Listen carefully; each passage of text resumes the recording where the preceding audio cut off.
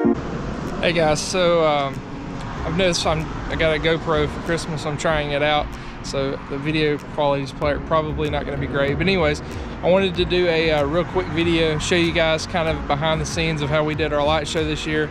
It is 2 or 3 days after Christmas, and we've had just more than normal amount of rain this season, so the lights are not in the best shape, but you know, Christmas has passed. We run the lights through New Year's Eve, so there's a few things that need to be fixed, but they're probably not going to be. But anyways, here we go real quick.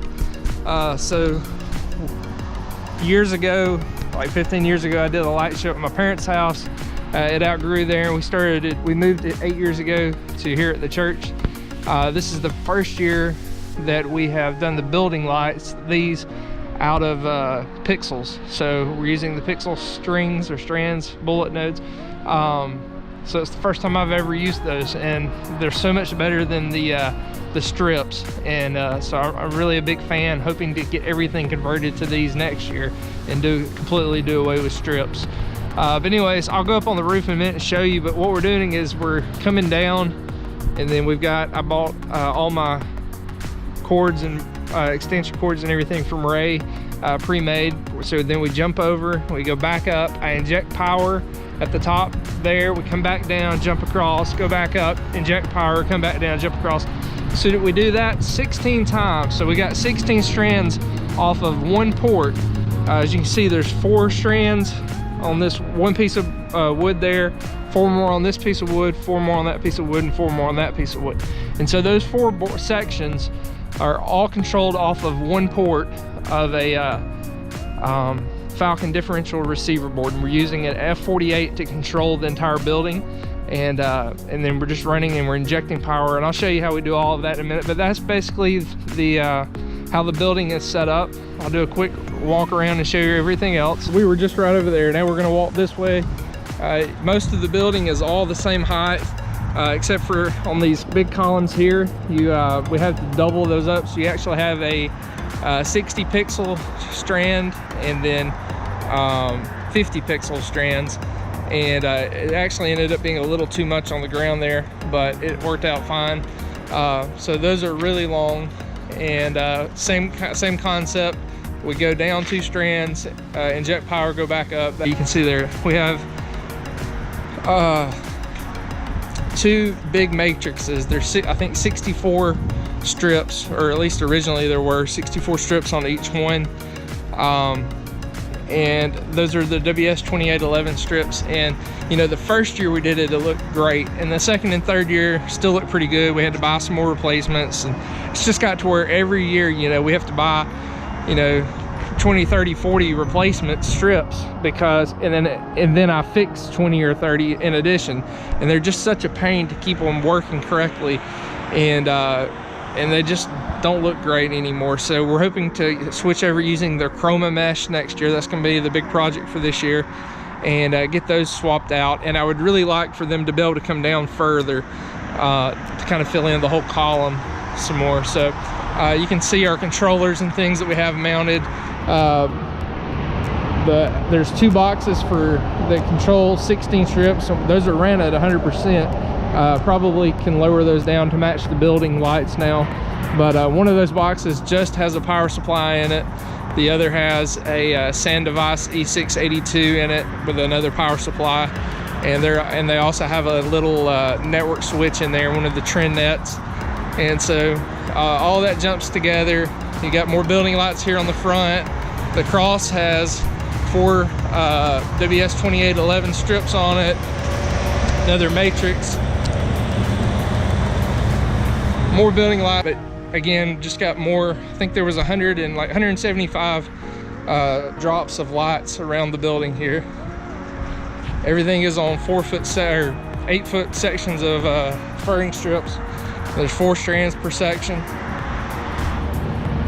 So that's pretty much the show. We also have, real quick, all right, so we have the first year we used to do out of incandescent lights. We would have, on the very top flagpole, we would have 1 tree coming from there, but in the last couple years we converted over to using strips. And again, we want to switch this over to using like we did with the building lights, the pixels, and so that they're much better. Again, you can see I've got at least 1, 2, 3 strips here that are screwed up, and the easy way I found to fix these is to just cut off at the first copper piece right there, cut that, and then solder on the plugs back onto this, and that seems to almost always fix them. But again, that's a pain. We also have another mega tree on the other side that got blown down. You can see it over there. We had a big storm come through the first weekend, so the show was up for about a week, and then a big storm came through. Some straight line wind blew that tree down, broke the coupler, so it's actually about 5 feet shorter than what it usually is. All right, so you've pretty much seen everything. I'm gonna take you up on the roof now, and I'll show you kind of how we ran everything. All right, so now we're up on the roof of the church, and I was gonna show you just a couple things. You can see these are, I ordered actually a few extra, but these are some of the, I forget, maybe those are 6 foot maybe. Let's see, yeah, those are 6 foot power injection, just 2-core extension cords that I got from Ray. I forget how many of those I ordered. You can see here's a big huge bundle of, I guess, 3 foot 2-core extension cables that I got from Ray. I had a ton. Here's some bigger ones over here. So you can see here's a really long one. This is probably 14 or 16 foot, I can't remember. It's just, again, the 2-core extension. Again, different size, probably 8 foot or so. Same thing. So I apparently ordered way too much of this stuff, but I'm sure we will use it in the next year or so. These are the power injection tees. Ordered, we ended up not using, I've got extra lights too, so it wasn't, we just ended up not having on the front of the church, having to double them like I thought we would.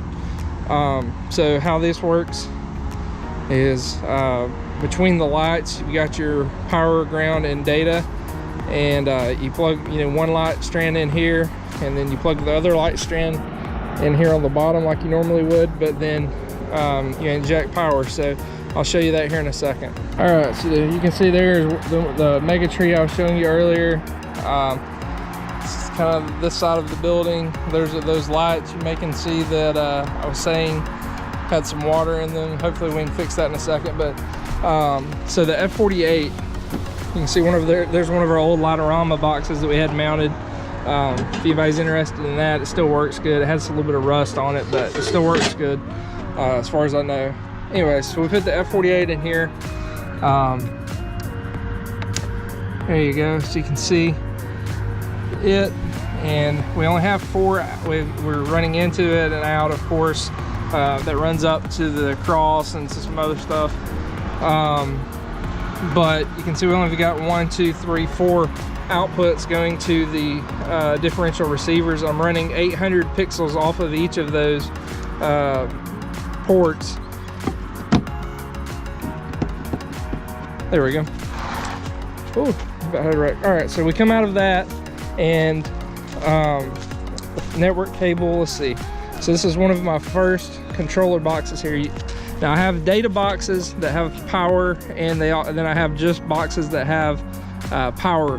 And so these are, I'll open it up and show you, but you've got stuff coming out here on the side. You got a network grommet there, and then you've got stuff on the front here. And those are PG7 glands. These are PG7s. These power cords, those are PG9 glands. So these are the ammo boxes from Harbor Freight.